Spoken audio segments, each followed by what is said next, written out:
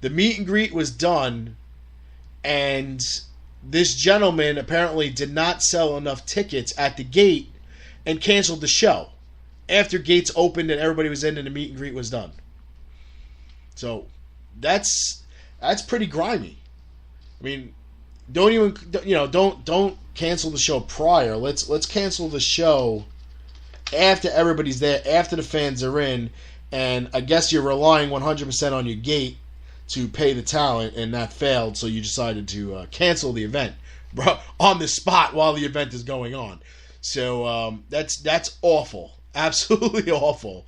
Let's call this guy. This is ridiculous. I mean, you got people apologizing on behalf of the Kansas wrestling scene. I sincerely apologize for what you went through, Abyss. Some of my friends have worked there, or at least have tried to work for this promotion before. I've heard nothing good about the promoter. So let's give this gentleman a call right now. So this call is going live to a Shawn Smith. Would be happy if he answered the phone. Hello? Hi, is this Shawn Smith? Yeah. Hey, Shawn, how you doing? You're the guy that runs ICW Wrestling, correct? Yeah, who's this? Okay, my name's Kevin. I'm with Damage 365 Radio up in New Jersey. Just wanted to give you a call to find out what the heck happened on April 14th at that show. Well, I don't have no comment on that, so... Okay, well, let me ask you two questions, and if you can answer them, you can answer them. You canceled the show after the gates opened and the meet and greet was done? No, there was no gates open.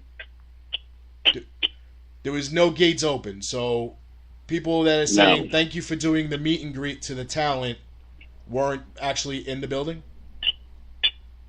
Those were not even charged for that meet and greet.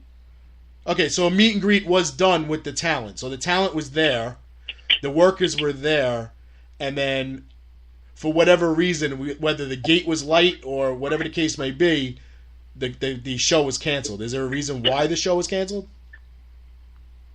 Because the bar owner came in and flipped their lid about the ring being on her dance floor, and she didn't want the ring on her dance floor, so she pulled the ring.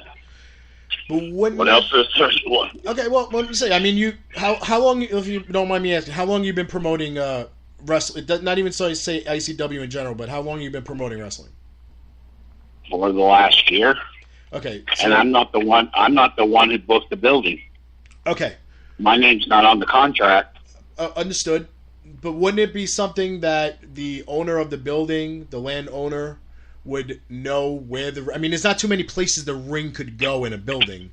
It's got to go in the middle of somewhere. So wouldn't that have been something that should have been discussed prior to selling tickets? She thought it was a low boy ring that was set low to the ground. And that was her description of the ring was given to the guy who booked the building. Okay. But why wasn't the talent paid, though? We paid Abyss. What money was left? There was no money left. The talent's getting taken care of. So why would Abyss put on his Twitter that dealing with you guys was unprofessional and never, pretty much telling people not to do business with you guys? Because we didn't have a show. Because we didn't have a show. But he was paid for in full. Yeah. But he wasn't paid for. I know how Abyss works. He gets money for his match, and if you're doing a signing with him as well, there's a deal that's worked out with him. Either you're paying him for that appearance, or and then you keep the gimmick money, or he keeps the gimmick money.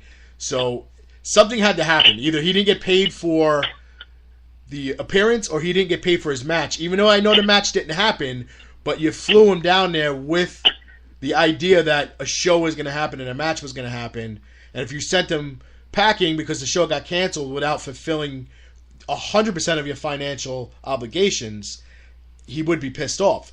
So there had to be something. He didn't get paid something. So why didn't he get paid? He got paid. He was the only guy who got paid. So why would he be complaining if he got paid? He's not going to complain if there's not a Because show. there's no show. But he got paid. If I go to work, It doesn't matter. He wanted to work a damn show. Okay. He wanted the show to happen. okay, if I go to work and my job sends me home but says you're getting paid, am I going to complain about it? Oh my God. I don't even know how you got my phone number. Look, dude, first of all. I know Abyss a long time. He doesn't complain about much of anything. Okay, then I need to go back and complain about him smoking in the non-smoking room that I have to pay damages for. Well, that's something you need to complain about to him, not to me, not on Twitter. But I mean, you literally put no rhyme or reason or on your Twitter page about what happened. You just have the wrestlers complaining that there was no show, that it was utterly unprofessional, and that you're bad for business. And then there's other people who have said that they've worked with you in the past that said that this has happened before. Okay, whatever. There's two other people to put the blame on, just not on me.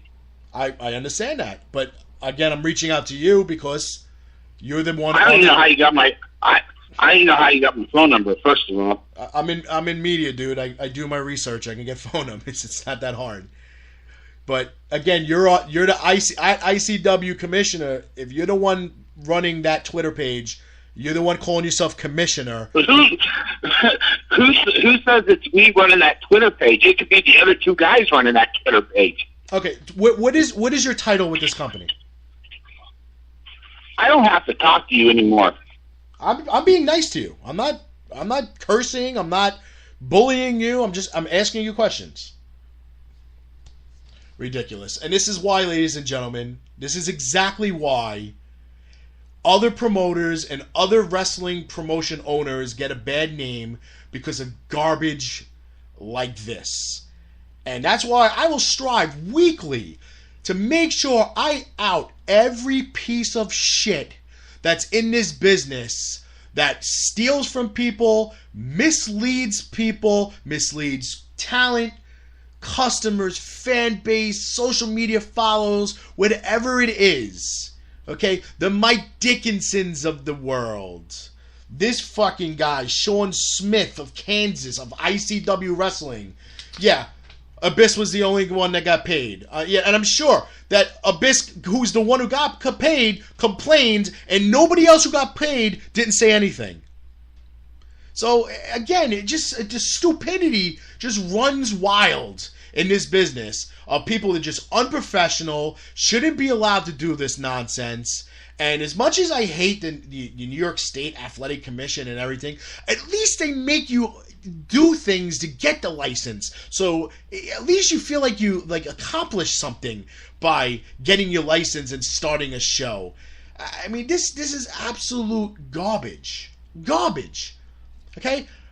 I didn't curse at this guy. I didn't back him into a corner. I asked him questions, and that obviously you heard what you heard. So, I mean, absolute nonsense.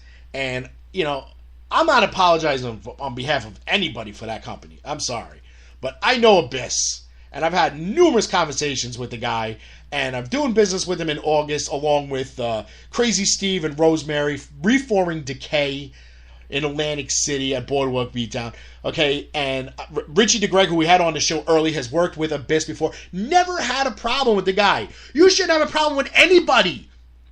Anybody. If you tell them you're paying them this amount of money and this is what you're promising them, and they show up and you give them half of that, you failed.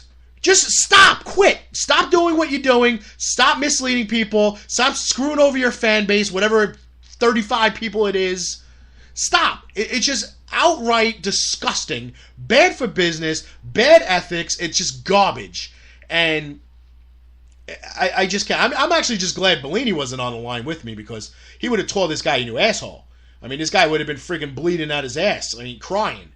So I just can't. I'm done. And as someone who works both sides, and I work both sides of the table, I promote women's wrestling. I work with somebody to put women's wrestling in a division, put it front and center, and I also work on the other side of the table promoting talent, doing gimmick for people. So I've worked both sides of it. Inexcusable Don't tell me that the owner of the building, all of a sudden, after the meet and greet is done, decides she doesn't want the ring there. You didn't set the ring up during the meet and greet. That ring had to be set up a good hour or so before the meet and greet even started. So that ring was in the building probably for 2 hours. So you're trying to tell me for 2 hours the owner decided to wait to the last minute? That the owner had no idea that the ring was where it was going to be and what type of ring it was? Then, yes, you had to be held responsible. I don't care if you have partners or not. Part of being a partner is having communication. If I have a problem with something with the women's program, I'm on the phone with Bellini. If he has a problem, he's on the phone with me. There's no lapse of communication. That's called being partners. And if you're working with talent, you got to have communication with them too. You can't blame this on the owner of the bar. And from what I've been told, this is not the first show you've done there. So this is not the first time they've known about this. So stop. You're lying. You're absolutely lying. You're ridiculous. Just hang it up. Hang up your clipboard. You're done. And don't think I am absolutely calling Adam Rose and letting him know what happened. And if he's smart, he cancels on you. And I hope he does. Because this is absolutely ridiculous. I can't believe that between the people stealing from charities, people stiffing people at the gate, people stiffing people because the gate was light, to calling people and booking them and then never booking flights or picking them up at airports. We had that last year. Bob Orton sitting at an airport waiting to be picked up for WrestleCon because some jackass forgot to go pick him up. I mean, it's just a nonsense that goes on. Take responsibility for your actions. If you fuck up, just swallow it. I fucked up. I'm sorry. That's it. But to put the blame on somebody else, somebody that you're partners with, that you're supposed to be in constant communication about when it comes to booking shit like this, and you're trying to say that the owner didn't know what was going on? It was a wrestling match. Of course there's a ring. I'm done. Absolutely done. Well, thank everybody for tuning in. Thanks Richie the Greg of RDP Promotions for calling in. That other guy, go screw. I mean, that was just absolutely ridiculous. Next week, of course, we'll have another show. We'll let you know during the week if we have a guest and what the topic will be. And I ask, please, especially as a wrestling fan, that you want to start your own wrestling company, just don't do it. If you don't know what you're doing, don't do it. You need business savvy. If you don't have any, just don't do it. Help control the nitwit population and have your friends spayed or neutered. Thanks, folks.